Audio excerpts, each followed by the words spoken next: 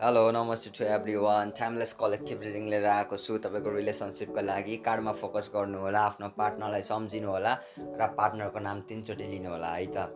so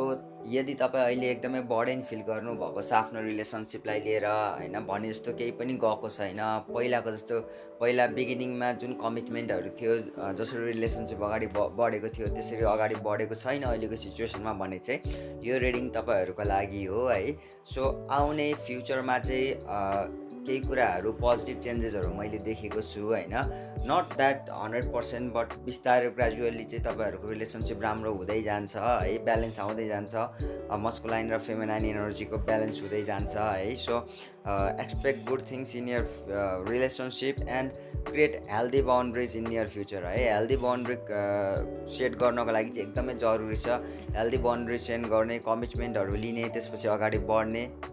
गर्नुभयो भने चाहिँ रिलेसनसिप ग्रेजुअल्ली राम्रो हुँदै हुँदै जान्छ पोजिटिभ हुँदै हुँदै जान्छ है so type 555 to claim this energy and if you want personal tarot reading with me can directly DM me thank you